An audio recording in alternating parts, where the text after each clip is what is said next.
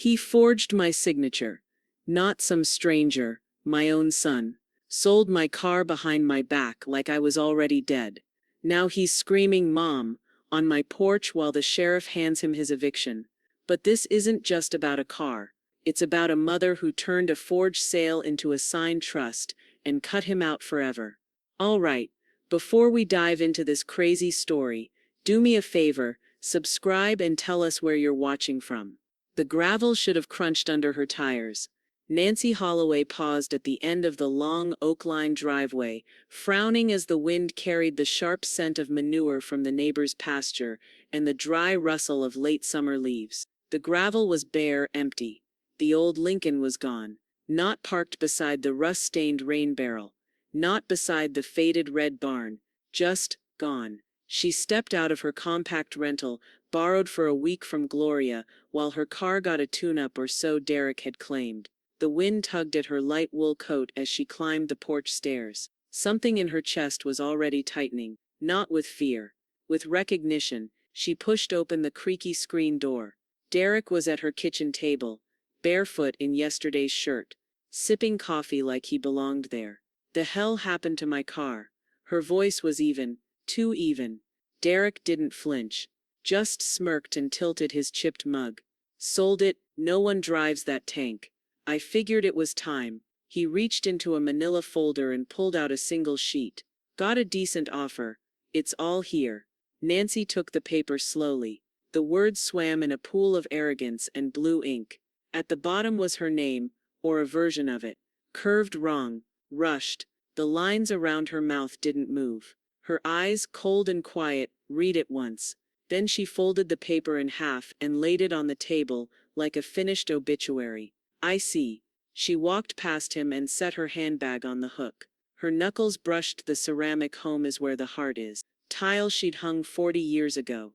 Behind her, Derek scraped his chair back and said something else. She didn't hear it. Upstairs, on the second-floor landing, Kylie stood like a shadow near the banister. Hoodie sleeves pushed over her hands, bare toes on the wood floor. Her eyes met Nancy's for half a second, wide, sharp, silent. That evening the sky turned the color of dried marigold. Nancy boiled water for tea. Not because she wanted it, because it gave her hands something to do. The clink of the spoon against the porcelain felt grounding. The house creaked in familiar ways, settling into its bones after a long day. Kylie drifted into the kitchen and stood at the counter, pretending to look for crackers. Her voice was low. "That's not your signature." Nancy didn't look up. "I know." A pause. "What are you gonna do?" Nancy set the spoon down. "What I should have done before he moved back in." Kylie didn't ask more. She just nodded once and backed out of the room. After the girl went upstairs, Nancy carried her tea to the study at the end of the hall. It still smelled faintly of cedar and old paper. Dust curled at the corners of the window frame. The brass lamp, a gift from Paul decades ago, clicked once before humming to life. She knelt by the old writing desk. Oak, hand-carved, one drawer lined in green velvet. She'd labeled it herself, in her own crisp script. Trust, emergency draft. The key was always tucked into the spine of Ohio probate code. Annotated. She unlocked it slowly, almost ceremonially, like opening a time capsule. Her fingers touched the edge of the folder, heavy with intention. Inside was a completed living trust. Every page, meticulously typed, witnessed, reviewed, but never signed. Derek's name didn't appear once. Nancy sat back in her chair and exhaled through her nose. Calm, unblinking. Outside, a barn owl cried into the night. She sipped her tea. It had gone cold. The paper hadn't left her handbag since she'd unfolded it from the desk drawer. It was warm now, soft at the edges from the pressure of her hand, but the embossed seal at the bottom still gleamed. State of Ohio Certificate of Title. Nancy Holloway stood in front of the county clerk's office just after 8. The building smelled like old coffee and printer toner. Fluorescent lights buzzed above worn linoleum, and the clerk's desk was cluttered with manila folders, cracked keyboard keys, and a tipped-over stapler. She waited her turn behind a man arguing about a fishing license, then stepped forward, precise and calm. I need to confirm the validity of a vehicle sale, she said, setting the title down. The clerk, a woman in her 50s with pin-straight bangs and a nameplate that read Dina, adjusted her readers and squinted at the paper. Her frown deepened. Ma'am, this is still in your name. No lien holder. No transfer history. Nancy slid the forged bill of sale across the desk, letting it settle beside the pristine title. Dina leaned closer, tapped her pen against the signature. That's not our transfer form. And this signature, it doesn't match any of the ones we have on file. Nancy didn't blink. So the sale is invalid? Dina hesitated, then nodded. Never happened. As far as the state's concerned, you still own that vehicle. Legally entirely. Nancy's fingers curled lightly around the title as she placed it back in her handbag, her breath steady. She met Paul at Maureen's diner, off Route 62, where the booths smelled like fried oil and old syrup.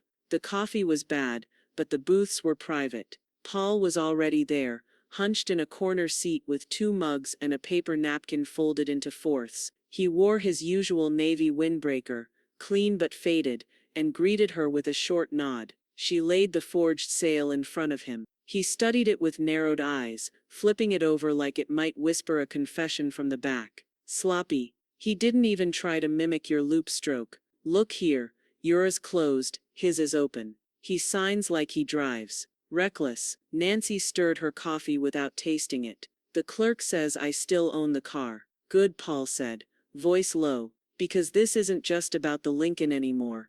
It's about the whole damn estate. Nancy looked up, catching his meaning. We reverse this. We start a paper trail. That trail can justify activating the trust. Not just to protect you, but to control everything. Farmhouse, land, any remaining liquid assets. She nodded once slowly. Then let's start walking. By evening, Gloria was at her kitchen table, the edges of her notary stamp pad inked like bruises on her fingers.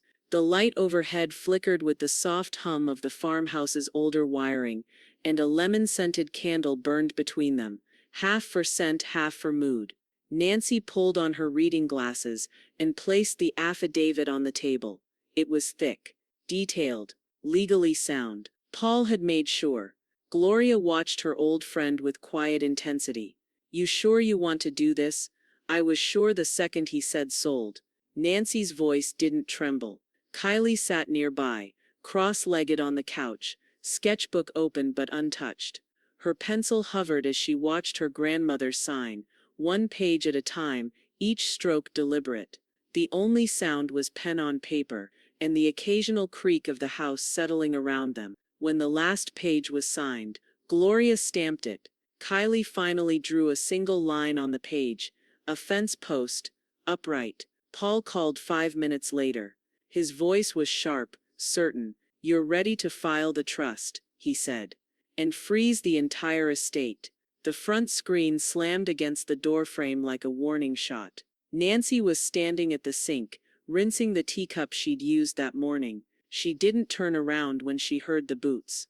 Derek's voice came casual, coated in entitlement. Just need a place to crash for a bit. Couple nights. Week tops. She dried her hands on the hem of her apron, turned, and saw him standing in the entryway with a black gym bag slung over his shoulder and an energy drink tucked under one arm like a grenade. You didn't call, she said flatly. You wouldn't have answered. He grinned, trying charm. Come on, it's just temporary. She didn't argue, didn't nod either, just moved aside so he could stomp down the hall like he still belonged. He picked the guest room. By evening, the smell of cheap cologne and reheated pizza was creeping under the door. 2 days in, Nancy opened the fridge and found 3 half-empty soda bottles, the last slice of her lemon tart gone, and a mess of fast food sauce packets scattered across the crisper. Her Tide Pods were dwindling. The Wi-Fi router blinked like it was drowning. She found her yellow legal pad and clicked a pen open with surgical precision. On the top line, she wrote Derek's contributions, $0. Each day she added bullet points. Used washer 4 times Ebriand. Eat entire batch of cornbread muffin. Burned out porch light and didn't replace Kylie. Found 2 McDonald's bags stuffed behind the living room couch. He's hiding trash like he's 12, she muttered, dropping them into the bin with a grimace. Nancy didn't reply. She just added another line to her list. Paul's voice on the phone was low, sharp. We've got him. Nancy had sent him Derek's sudden arrival like a dispatch from a battlefield. His presence, unauthorized, gives us an advantage, Paul explained. He's a squatter on trust property. I can file the occupancy documents this afternoon. You think it'll hold? She asked. It's your house, Paul said. He just thinks he's a tenant. That night, the farmhouse smelled like dust and printer ink. Gloria was at the table with her glasses perched low, typing out the retroactive license to occupy agreement. I dated it from the moment he stepped over your threshold, Gloria said. He's on borrowed time. Kylie leaned against the doorframe, listening, sketchbook tucked against her ribs. He won't take it well. Doesn't matter, Nancy said. He's already taken enough. Gloria slid the papers across the table. All you have to do is sign and post. Nancy signed with steady hands. No hesitation, no tremor. By the next morning, the air in the house had shifted. Cleaner, crisper. Nancy moved with a quiet determination, her slippers barely making a sound against the wood floors. She approached the guest room door, the one that used to smell like lavender and now reeked of unwashed socks, and taped a sheet of paper just below the doorknob. The words were simple, legal, impossible to ignore. Notice to vacate, 3 days, signed in full, stamped, dated. Inside the room, the thrum of video game gunfire echoed from Derek's laptop. Nancy stepped back, looked at the door one last time, and turned down the hall without saying a word. The screen door slammed so hard it bounced back open. Derek's boots pounded the floor like warning drums as he stormed into the kitchen, the eviction notice crumpled and sweaty in his fist. His jaw clenched, breath fast. You're kicking out your own son? Nancy didn't flinch. She was sitting at the table, flipping through the thick maroon binder she'd pulled from the bookshelf that morning. The room smelled like brewed coffee and fresh linen. Kylie had done the laundry. Nancy was still in her housecoat, calm as a judge presiding over a case she'd already won. I raised you, she said without looking up, not signing you into a lease. Derek slapped the notice on the table. This is a joke, right? Over a damn car? Nancy's fingers stopped on a tab marked 2015. Water bill. She flipped it open, turned the binder and pushed it toward him. Utilities paid 2012 through last month. My name, my account, my money. Derek didn't glance at the pages. His voice pitched louder. You're overreacting. She looked up. Her expression didn't shift. It's not about the car. He scoffed, pacing now, wild energy buzzing around him. Jesus, Mom. So what? I sold a car you never drove. You want to burn the whole house down over that? From the staircase, Kylie appeared like a shadow. She held her phone low, camera on. Not dramatic, just careful, quiet but alert. She caught her grandmother's eye. Nancy gave a slight nod. Derek saw it, spun around. She's filming me now? That what this is? Kylie said nothing, but didn't stop recording. Nancy stood slowly, not to escalate, just to rise. She moved to the counter, opened a drawer, and removed a folder Gloria had dropped off an hour ago, stamped and tapped. She laid it on the table next to the binder. Affidavit, notarized receipts, statements from Gloria and Paul, and video of you admitting to forging my signature. Derek blinked. She continued, voice steady. That's called a paper trail, and yours doesn't lead anywhere good. He shook his head. You've seriously lost it. Nancy leaned forward slightly. I didn't lose anything, you just never had it. His mouth opened, but before he could speak, a knock rattled the front door. 3 hard pounds. Kylie moved to the front window. Her voice carried back, tight. Sheriff. Derek paled. Nancy walked past him like he wasn't there, opened the door with both hands on the knob. A uniformed deputy stood on the porch, holding a folded document and wearing mirrored sunglasses that reflected the cloud-drenched sky. Mrs. Holloway. Yes. He handed her the paper. Removal order. Authorized by County Housing Court. Subject, Derek Holloway. Behind her, Derek's voice cracked. You called the damn cops on me? The deputy stepped in, calm but firm. Sir, you've been given legal notice to vacate. You have until the listed date. If you're still here after that, we return with a crew. Nancy stepped aside and let the deputy enter. She didn't say a word. Derek backed up toward the hallway. This is nuts. This is my house too. No, Nancy said. You just treated it like it was. He looked at Kylie, as if searching for backup. She didn't lower her phone. The deputy raised his hand. You can dispute this in court if you like, but as of now you're trespassing. Nancy returned to the kitchen, sat back down, and turned another page in the ledger. She didn't watch him leave, didn't react when he muttered curses under his breath. The sound of him dragging his bag down the hallway was like static clearing from the air. The door slammed again. Silence followed. Derek's lawyer wore a grin, the kind men wear when they think they've outsmarted a woman twice their age. Nancy Holloway sat 2 rows back in the courtroom, spine straight, not a wrinkle out of place on her pressed gray blazer. On the bench beside her, Paul adjusted his glasses and slid 2 perfectly organized legal folders onto his lap. One labeled Exhibits, Holloway, the other Trust Assets, Revised. The judge entered without ceremony. A lean man in his 60s with a silver beard and a voice like weathered oak. Emergency petition for reinstatement, Holloway via way. The clerk called. Derek stood fast, hair slicked back, his rental suit one shade too shiny. Your Honor, I'm here to request immediate occupancy and reversal of estate changes filed under coercion and undue influence. My mother, he gestured too wide, too dramatically, is being manipulated. Nancy didn't even blink. The judge squinted over his glasses. And your evidence? Derek's lawyer cleared his throat and started down a scripted line about abrupt estate restructuring, questionable mental competence, and familial manipulation. He even threw in a mention of elder isolation. But the judge cut him off. Is the respondent present? Nancy stood. Yes, Your Honor. Paul rose beside her and handed the bailiff the first folder. Your Honor, we submit Exhibit A, the forged vehicle sale, complete with comparison signatures. Exhibit B, a notarized affidavit from Mrs. Holloway confirming her title ownership at the time of the alleged sale. Exhibit C, video evidence recorded by her granddaughter during a verbal admission of unauthorized sale. The bailiff delivered the documents. The judge flipped through the first few pages, lips pressing tighter. Derek shifted on his feet.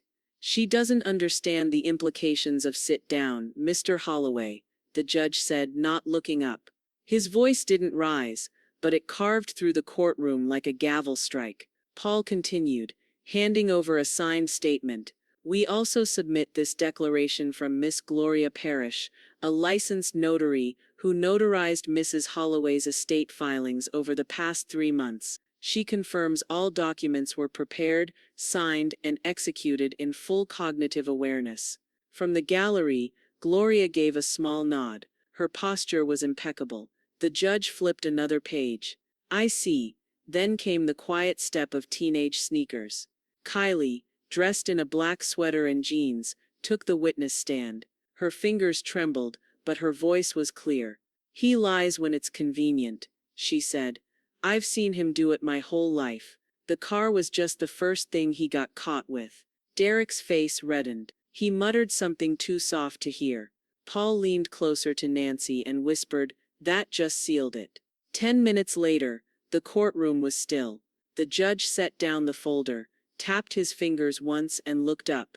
This court finds no evidence of coercion, undue influence, or cognitive impairment. In fact, the documentation presented reflects diligence, intent, and thoroughness beyond what's typical for most petitioners.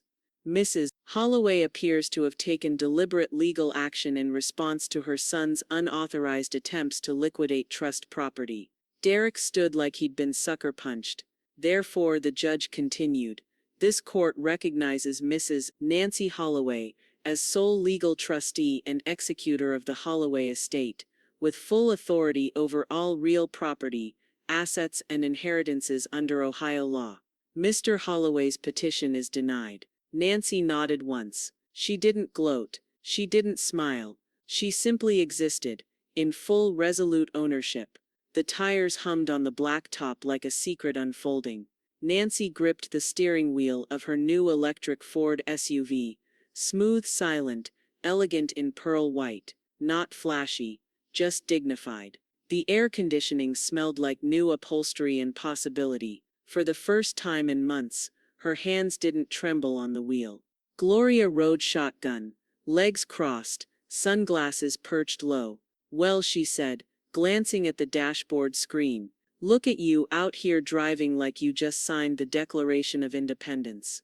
Nancy smiled, eyes fixed on the curve ahead. Feels a little like that. They pulled onto the long gravel driveway that led to the Holloway farmhouse, kicking up dust in lazy spirals behind them. The sun dipped low, painting the treetops amber. As the SUV rolled into view, Derek stood on the porch, arms crossed, leaning against the post like a man waiting for a punchline. The sight of the vehicle, sleek and untouched by his grasp, made his jaw shift sideways. Nice wheels, he muttered as they rolled to a stop. Who's paying for that? Paul? The church charity. Nancy stepped out slowly, her foot crunching on the gravel with purpose. A woman with her name on the deed. Gloria didn't even look at him. She walked past, slow and smug, muttering, watch your shoes, Derek. Might trip over your pride. Kylie was in the front yard, paint-streaked hands, pressing the final nail into a wooden sign with a small rubber mallet. The sign was hand-painted in red and black. Private trust property. No entry. She wiped her forehead with the back of her arm and smiled as Nancy approached. Think it's clear enough? Kylie asked, stepping back to admire it. Crystal, Nancy said. Inside the house, the walls breathed easier. The ghost of Derek's presence, the smell of scorched pizza rolls, his muddy boots by the door, had all vanished. Paul had come by earlier that day with a folder of updates. DMV updated, assessor's office updated, the electric SUV, the land, the mineral rights buried under the south field, all now titled under the Holloway Living Trust, locked tight.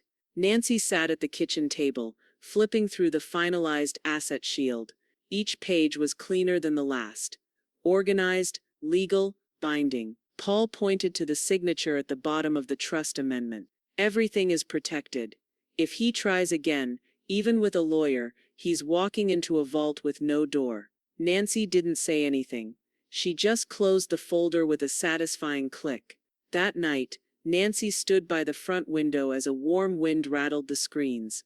Derek was outside again, leaning against his dented truck, staring at the SUV in the driveway, like it had personally insulted him. She didn't wave. She didn't open the door. She simply walked away. The next morning, the sun rose pink and silent over the cornfields. The house smelled like cinnamon toast and black coffee. Nancy sat in the breakfast nook, sorting through bills. Her phone buzzed. He tried, Paul said, voice laced with dry amusement.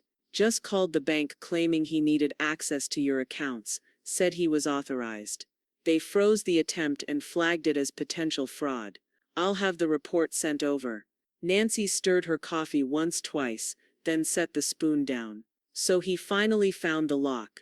And learned, Paul said. He doesn't have the key. Derek had always assumed she had nothing. He mocked her clipped coupons, her 10-year-old flip phone, the way she repurposed pasta jars for sugar. But while he scoured used car lots for his next hustle, Nancy Holloway was stacking pennies with surgical precision. And today, those pennies were about to form a wall he'd never scale. At Paul's office in downtown Grove City, a fan whirred softly in the window, stirring the scent of legal pads and old wood polish. Nancy sat with her hands folded in her lap, calm and prepared. A small smile tugged at the corner of her mouth as Paul swiveled his monitor toward her. There it is, he said. All clean, all yours. Now the trust owns it outright. On the screen, her pension, IRA, and every savings account she'd ever touched, nearly $730,000, not including the house. Hidden in plain sight, Paul said, tapping the keys. And now, shielded under a single legal instrument. Unreachable. Indivisible. Nancy nodded once. Exactly where it belongs. Later that afternoon, Gloria arrived at the farmhouse with a shoebox full of yellowing receipts, sorted into envelopes by year. She placed it on the dining table with reverence.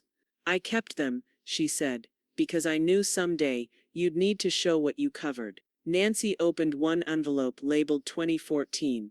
Groceries. Every receipt had her name at the top, the total underlined in pencil. Milk, diapers, pizza rolls, cold medicine. Every item Derek claimed he ran out of cash for. You fed him, Gloria said quietly, for 10 years longer than you should have. Nancy nodded, eyes steady on the paper. And I documented every meal. Kylie stood at the archway, arms folded across her chest. She watched as her grandmother and Gloria sifted through a decade of invisible work. Thousands of dollars no one had acknowledged, all of it quietly done. Why didn't you tell him? Kylie asked. Not accusatory, just curious. Nancy looked up, met her granddaughter's eyes. Because he already thought it was his, she said. If I told him, he'd have started spending it in his head before I even finished the sentence. That evening, the wind was heavy with late summer heat, the kind that made the trees creak and the barn smell like warm straw. Nancy sat at the kitchen table with her tea steeping beside her when her phone buzzed. Derek, the name still hadn't been blocked. Text, I'm your son. Don't forget that. She stared at the message for a long moment, then typed her reply. Nancy Trust, finalized. She hit send, stood and walked out to the porch. The world felt quiet, not empty, just finally hers. Back in Paul's office, the trust was printed and signed in blue ink. Kylie's name was listed as successor. Every clause had been reviewed 3 times. No loopholes, no ambiguity. Paul placed the last page into a leather folio and sealed it with a brass clasp. This, he said, is the lock. Then he filed it with the county clerk, officially executing the Holloway Trust. The dining room hadn't seen candlelight in years. Not since Christmas of '03, when Nancy still baked pies from scratch and believed that love alone could keep a family close. Tonight the candles flickered steady, casting long shadows on lace-trimmed linens and bone-white china plates that hadn't left the hutch in 2 decades. Kylie hovered near the far end of the table, placing hand-painted cards with careful fingers. Each name was written in swirling blue ink, Paul, Gloria, Kylie, and at the head, matriarch. Nancy stood in the kitchen doorway, apron dusted with flour, holding a platter of roasted chicken. Well, she said softly, it finally feels like a home again. Gloria looked up from pouring sweet tea into antique glasses. You made this house breathe again. Dinner smelled like rosemary and garlic, with faint notes of apple butter from the warm rolls cooling on the counter. The quiet was rich, not heavy, no television blaring, no boots stomping down the hallway, no one interrupting with complaints or sarcasm. Kylie lit the last candle and dimmed the overhead light. Paul settled into his chair with a sigh, his tie loosened and jacket slung over the backrest. This feels earned. Nancy brought out her mother's china, delicate porcelain rimmed in gold, wrapped in tissue since 2005. She unfolded each plate with care, as if awakening ghosts who'd finally slept long enough. As she laid them one by one, Gloria watched her closely. You never used these, not even for Thanksgiving. Nancy shook her head. I was saving them for when it felt right. And now it does. Nancy met her gaze. Now it does. They ate slowly, savoring every bite like a declaration. Kylie, cheeks pink from candlelight, passed the basket of rolls and said, This is the best chicken I've ever had. Nancy smiled. The bird didn't come from a frozen box. Neither did the company. Paul raised his glass, not of wine, but of sparkling cider, to reclaiming what's always been yours. They clinked glasses gently. Gloria's hand lingered on Nancy's. Outside, the farmhouse lights glowed warm behind the sheer curtains. A dark shape moved at the edge of the gravel road. Nancy noticed the shift in the candle flame first, then the faint sound of tires on stone. Kylie froze. Derek's truck crawled past the house, headlights off, engine low, the cab barely visible, his face a blur in the shadows. He didn't stop, just rolled slowly, bitterly, like a man orbiting something he used to own. Nancy stood and stepped to the window, parting the curtain just enough to confirm what they all already knew. She watched him vanish down the road. Then she let the curtain fall and turned back toward the table. Her voice was calm. Let him drive circles. The road doesn't lead here anymore. Paul cleared his throat and pulled a leather folder from his satchel, placing it beside Nancy's plate.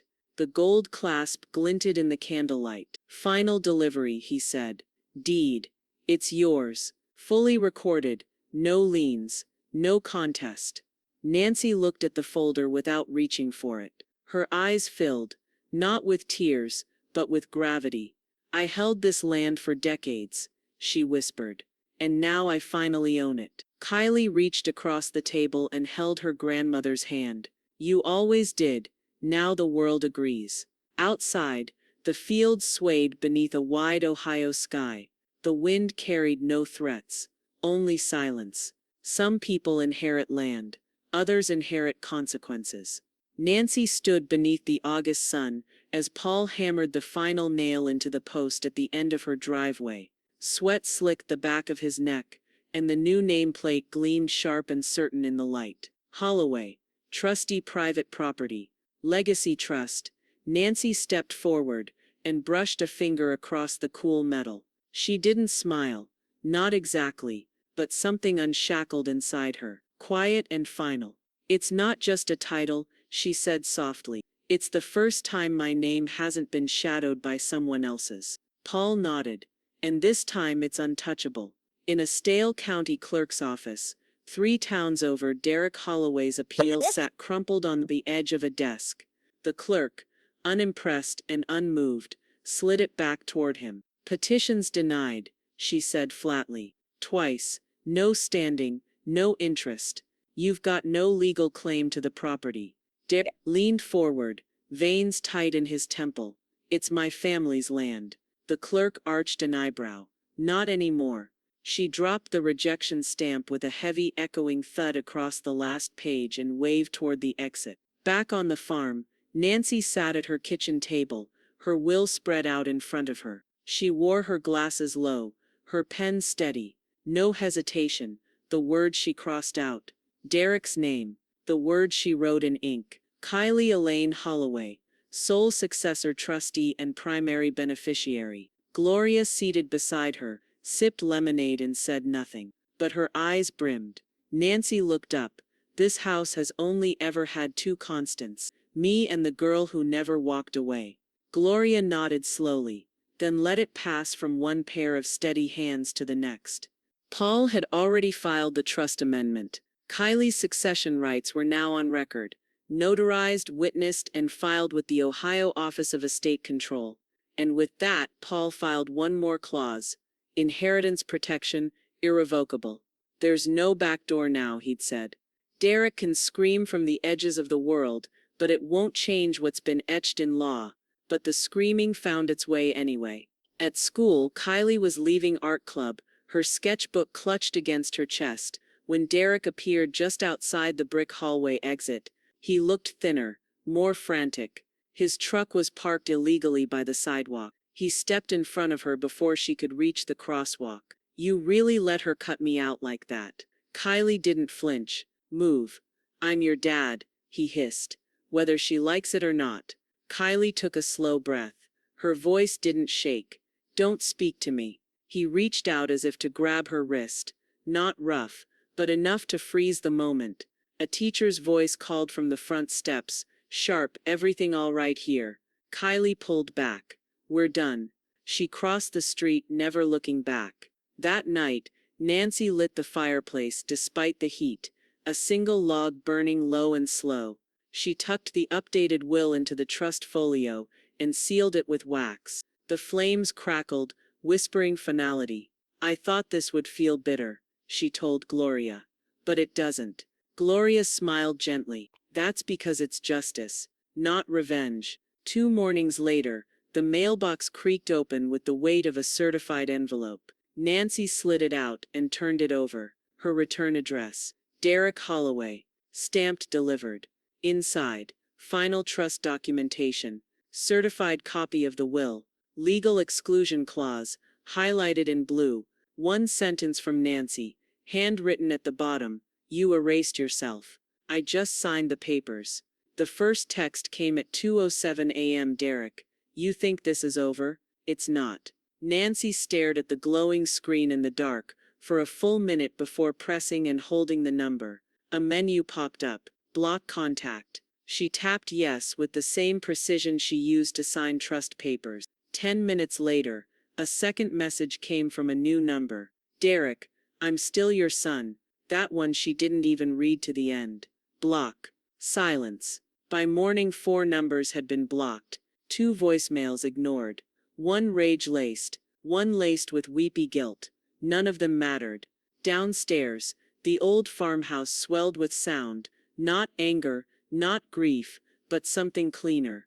Kylie sat in the parlor, where the furniture still held the faint scent of lemon polish and old upholstery. She rested her chin on the violin's curve. Eyes closed, bow gliding slow and sure across the strings. The room filled with a low, aching melody, something between a lullaby and a quiet goodbye. Nancy passed through the doorway, with a laundry basket on her hip, pausing just long enough to listen. Her eyes didn't tear, but something inside her did soften. Keep playing, she said gently. It makes the house feel alive again. By noon, Gloria had arrived with a laptop and a folder full of sticky-noted grant documents. They sat together at the kitchen table with iced tea and ginger snaps, papers fanned out like a blueprint to the future. You know, Gloria said, this land could qualify for a preservation grant, community education, legacy farming, hell, even art therapy with Kylie's help. Nancy glanced toward the parlor, where the violin's final note still echoed. Therapy without a couch, she murmured. I like that. They worked in quiet sync, their fingers smudging the corners of application forms and scribbling margins with ideas. Gloria's pen had tiny sunflowers on it. Nancy borrowed it on purpose. That afternoon, Paul pulled into the driveway in his dusty sedan. He carried a manila folder and a deep frown of concentration. The 3 of them gathered at the dining table again, the same place Derek once flung fast food wrappers and complaints. Insurance reviews done, Paul said, opening the folder. Property values climbed, improvements, land status, and of course the historic designation. He slid over the adjusted paperwork. You're sitting on nearly $1.2 million in protected equity. Not a penny exposed. Nancy whistled low and folded the document. All from a house that creaked like it was about to collapse 5 years ago. Paul smiled. Sometimes the right hands make all the difference. The oven timer dinged. Nancy slipped on her mitts and pulled out a loaf of zucchini bread, golden and steaming. The aroma filled the house instantly, warm, nutty, sweet with brown sugar. She scribbled a note in the margin of a nearby notebook. Feels like mine again. She didn't need to say more. The whole house was a sentence now, complete. That evening, while the sun dipped low and painted the windows with gold, Nancy sat on the porch swing with a cup of mint tea. Her phone buzzed one last time. Voicemail, no caller ID. She played it on speaker, letting the words drift into the open air. Derek's voice, jagged and breathy. You're choosing strangers over your own son. I hope you're proud of yourself. He didn't cry. He didn't yell. That made it worse. Nancy didn't flinch. She stood, walked back inside, and deleted the message without listening again. Then she walked to the key hook by the pantry door, took down the set labeled House, Main, and walked them over to Kylie, who was drying paintbrushes in the sink. Nancy placed the keys in Kylie's palm. No one's getting through that door unless you open it, she said. Kylie blinked. You mean I mean Nan. Nancy said, it's yours to protect now, same way I did. The attic smelled like time itself, cedar dust and something brittle beneath it all. Nancy pushed the trapdoor up with both arms, her joints crackling in protest. Light from the hallway barely reached the attic boards, but she didn't hesitate. She knew where it was, back right corner, covered in a blue quilt she hadn't unfolded since Reagan was in office. The cedar trunk. She crouched down and pressed the brass latch, cool and stubborn beneath her fingertips. It clicked open with a sigh, like it had been waiting. Inside, order, not chaos. Folders, accordion files and spiral-bound ledgers wrapped in rubber bands. Every sheet smelled faintly of ink and tobacco. Paul Redding's kind, back when he still smoked out by the barn with her late husband. Nancy smiled at the sight of the top envelope, labeled in her husband's neat block handwriting, PR proof, 1979-2006. Keep safe. She pulled out the contents one by one, not just tax returns, not just bank statements, but small notes tucked in between. Paid electric bill. Nancy covered full amount. House siding. Nancy cashed CD to cover excess cost. Barn roof. Derek borrowed funds again. Nancy replaced from savings. Every entry was dated. Signed, quiet praise written in her husband's voice. The kind of record no one ever asked for until it mattered. Kylie peeked up through the attic hatch and climbed the ladder with a shoebox full of color-coded tabs and post-it notes. "Whoa," she whispered as she took in the fortress of documents. "He never had a chance, did he?" Nancy handed her the first binder. Organized by decade. Let the paper speak louder than he ever did. They sat cross-legged on the attic floor, the occasional creak beneath them echoing like the house was bearing witness. Kylie smiled as she labeled each box with sticky notes. 1980s, mortgages 1990s, education and repairs 2000s, medical and farm upkeep. "You did all this," Kylie said. "And he never even saw it." Nancy shrugged. He never bothered to look past himself. By early evening, Gloria arrived with her portable scanner and laptop. She whistled low at the growing stacks. "Lord, you could bury a man with this much documentation." Nancy arched a brow. Maybe that's the idea. They worked quietly, paper feeding into the scanner, hard drive humming like a cat on a radiator. The screen glowed with every line digitally captured and filed under the Holloway Living Trust archive. Gloria glanced over. "He ever steps foot in a courtroom again, this drops like a guillotine." Nancy pressed another page flat and said nothing. She didn't have to. Paul arrived just as they finished. He flipped through the files with reverent fingers, pausing on a handwritten note from 1987 about a storm-damaged fence. He gave a low whistle. "If he ever tries anything again, this crushes it. No loopholes, no arguments, just evidence." Nancy nodded. "I never wanted to keep score, but I knew someday someone might try to erase it." Paul looked up. "You kept everything. It's not just defense, it's legacy." At the very bottom of the trunk, beneath a stack of faded greeting cards and property tax receipts, Nancy found a weathered postcard. The front was a cheap print of Niagara Falls. Here. The back was written in Derek's teenage scrawl. "Shen money. Out of gas.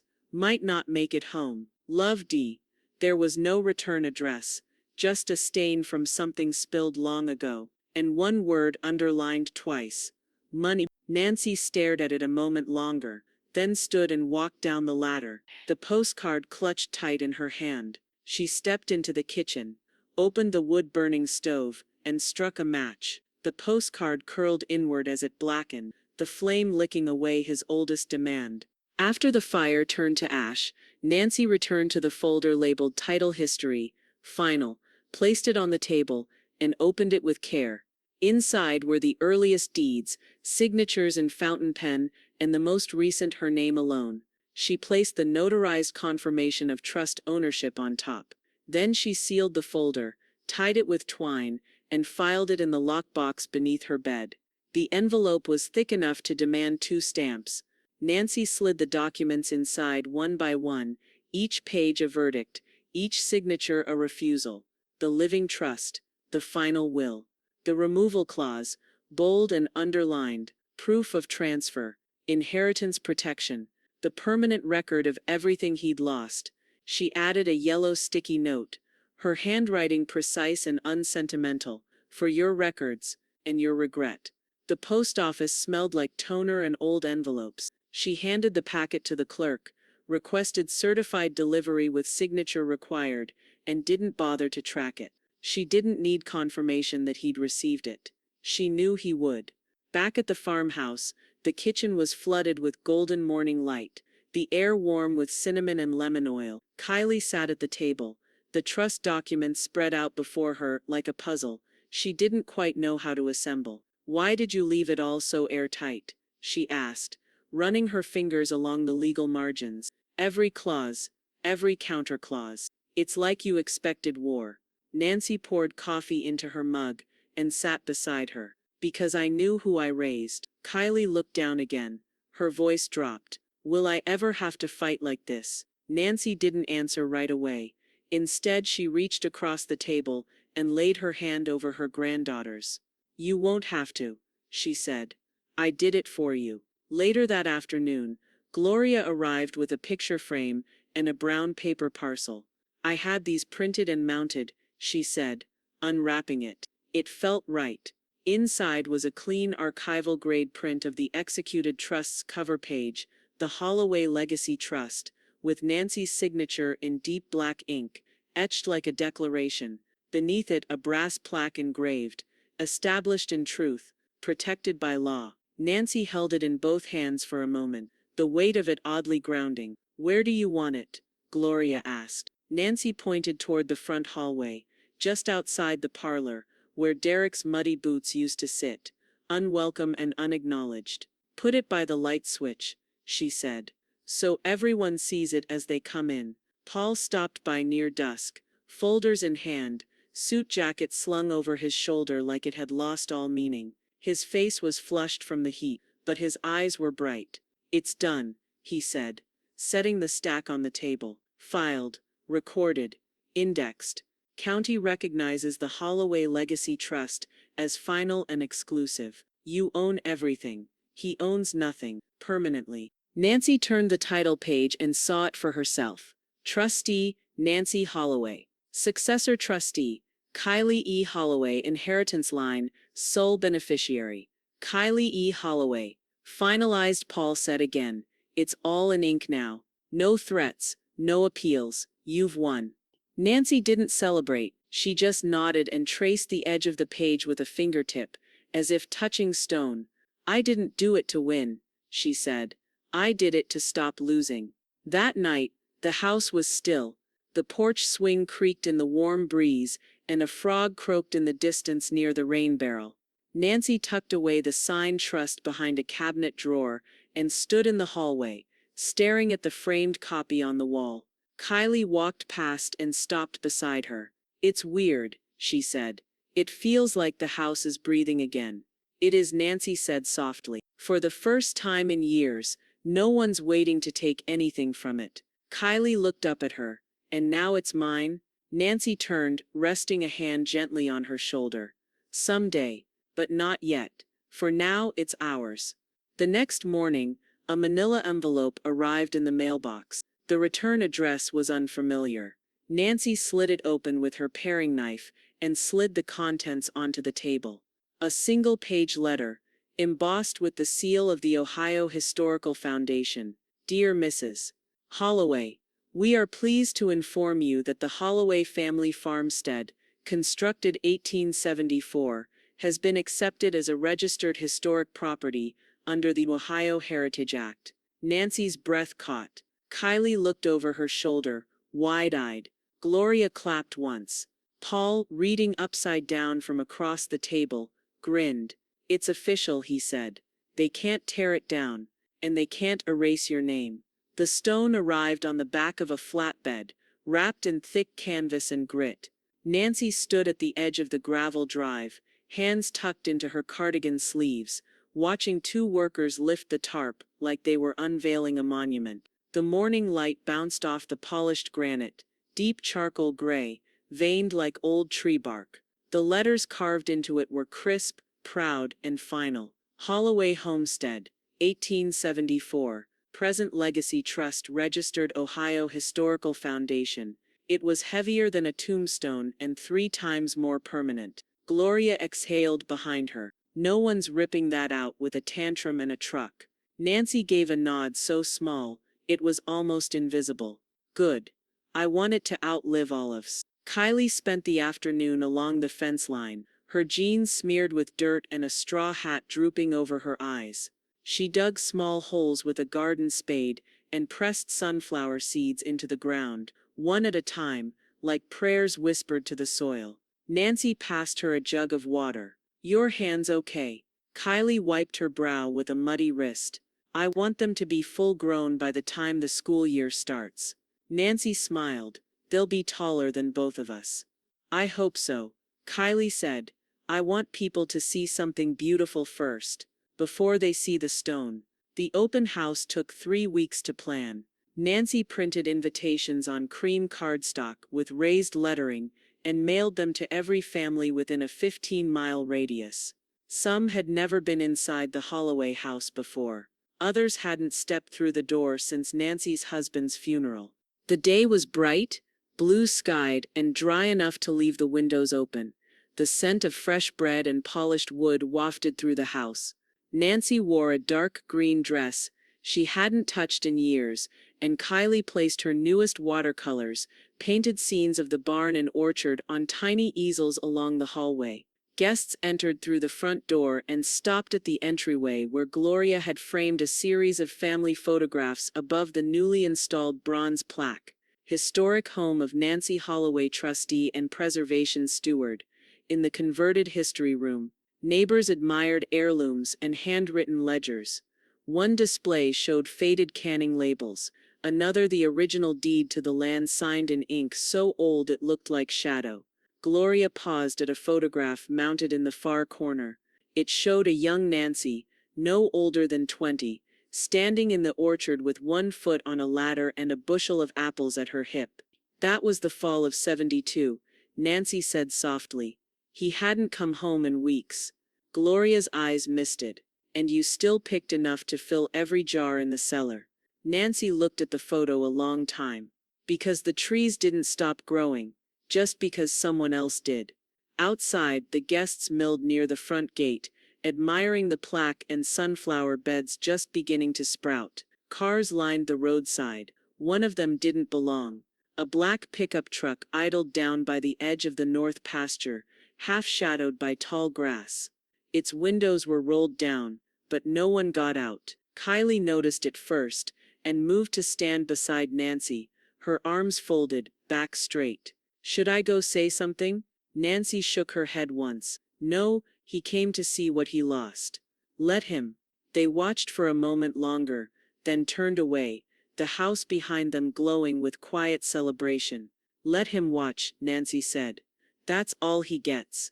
That night, the house was silent again, save for the slow tick of the hallway clock. Paul arrived just before sundown, with a slim folder tucked under his arm. He didn't sit, just stood in the entryway, and handed it to Nancy.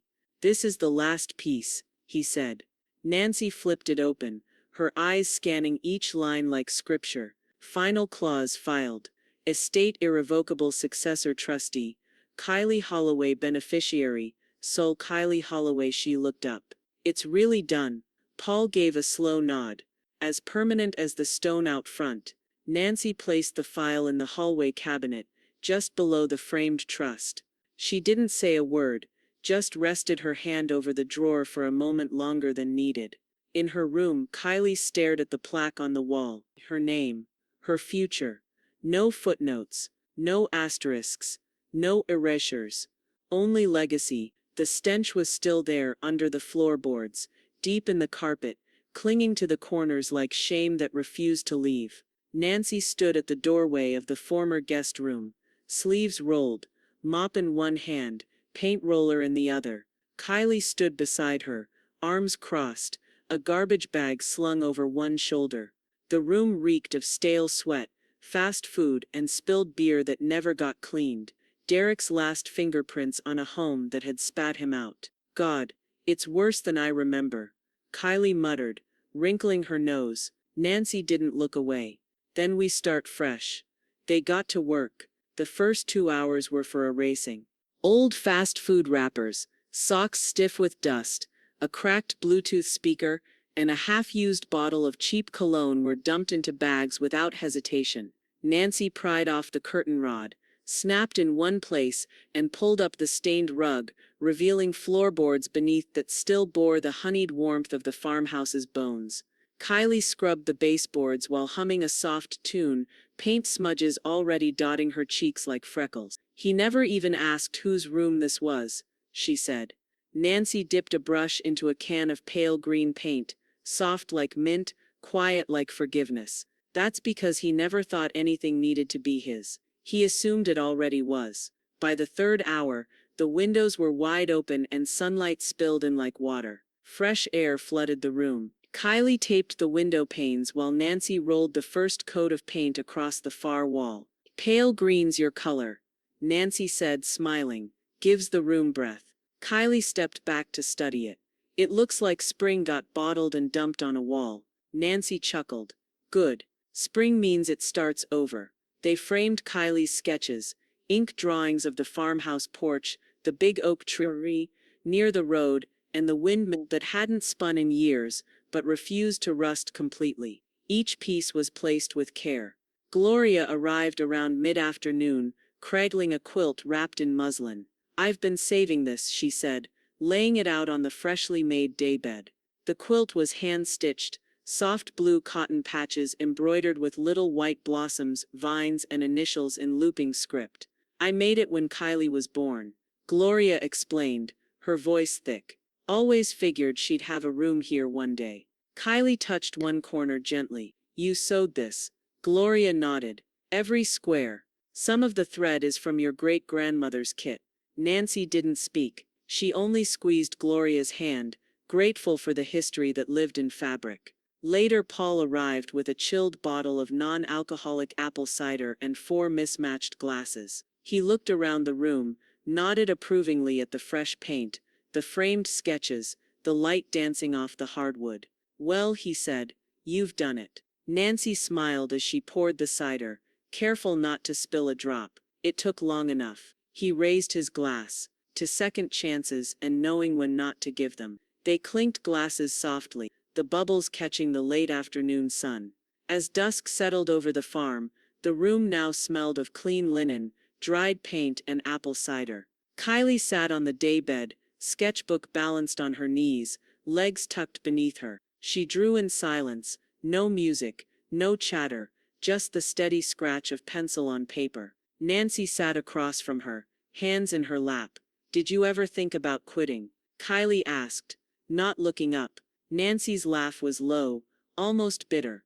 Every time he opened his mouth. Kylie paused. Nancy continued. But then I kept going, because I realized quitting would have given him what he wanted. A long silence followed. Only the cicadas buzzed outside. Kylie looked around the room again. The green walls, the quilt, the sunlight still glowing soft in the corners. Then she whispered, almost to herself, this is home now. Not his. Nancy closed her eyes, just for a moment, and smiled. The dawn crept in soft and gold, spilling across the gravel road like an apology. Nancy stood on the porch, coffee in hand, wrapped in a sweater older than Kylie but warmer than any coat she'd ever owned. The steam from her mug curled up into the air and disappeared into the quiet. Below her the land stretched like a held breath, rows of tilled earth, the orchard still tucked in shadow, and the long gravel road that led to the mailbox and out into the world. That road had once belonged to arguments, to shouting engines and late-night stomping boots. Now it belonged to the light. Kylie sat in the porch swing, sketchbook balanced on her lap, legs folded beneath her like a question mark. Her pencil moved with the slow confidence of someone drawing something they'd memorized long ago. The slope of Nancy's shoulders, the tilt of her chin, the firm stillness of someone who had survived the storm without ever raising her voice. You're not even moving, Kylie said, grinning. I've earned stillness, Nancy replied, sipping her coffee. Kylie's pencil danced. You look like part of the porch, like you were carved into it. Nancy chuckled. Maybe I was. Inside, the phone rang, just once. Gloria. Nancy let it go to voicemail, knowing Gloria would call right back if it mattered. She did. Nancy picked up on the second ring. Yes? You free next Thursday? Gloria asked. The Grove City Women's Council wants you to speak at the annual banquet. Topics legacy and law. You've got both. Nancy smiled without showing teeth. Do they serve pie? Only if you request it. Then I'll do it, she said, glancing toward Kylie. But I want apple. None of that cherry nonsense. I'll make sure it's homemade. Gloria laughed. You've earned that too. After the call, Nancy walked down the porch steps, slippers brushing the edge of the grass. She moved slowly, like someone in no rush to escape anything. The sun was just starting to hit the edge of the long driveway, making the medulops gleam like a new penny in the dirt. The old rusted box was gone. Derek had taken a bat to it once, years ago when a bank letter didn't say what he wanted. Now in its place, a matte black mailbox, heavy-duty, custom engraved, Holloway Legacy Trust 1874. Present Nancy brushed her hand across the top and smiled. No names, no initials, just the truth etched in steel and funded by dignity. Back on the porch, Kylie was finishing her sketch. Did you ever think he'd be gone for good? She asked, still looking down. Nancy took a long sip from her mug. No. She let that sit. But then I stopped needing him to be. Kylie tilted her head. And now? Now he's just someone who used to walk down that road, Nancy said. And never made it back up. The breeze rolled through, warm with August and full of dust. Somewhere in the barn, a wind chime caught the air and rattled a soft tune that Nancy had forgotten she'd hung. A red-tailed hawk circled far overhead, watching, or maybe just passing through, everything in motion except her. No truck showed up. No text buzzed the phone. No lawyer sent a letter. The world outside the Holloway land spun as always. But here, there was only quiet. No more forged bills of sale. No more guilt-soaked voicemails. No more son with empty apologies and full demands. Just a woman, her granddaughter, and the road that had always been hers, even when someone else thought they owned the keys. Kylie looked up from her sketchbook. Done. Let me see, Nancy said, stepping closer. Kylie turned it toward her. A pencil portrait, raw and true. Nancy sitting on the porch, coffee in hand, sunrise behind her like a crown. She didn't look young in the drawing. She looked real. She looked permanent. Nancy blinked, lips pressing into a smile that didn't need words. The wind shifted. Nancy turned toward the road again, that long gravel path stretching out toward the edge of the world. For a moment she swore she heard an engine, far off, but no vehicle appeared. Just the hum of crickets and the promise of a warm day. She turned back toward the house. Come on, kiddo, let's make breakfast. I've got a speech to write, and you've got a studio to mess up.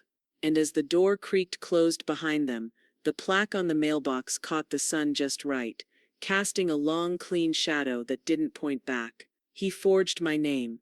I erased his from every future that mattered.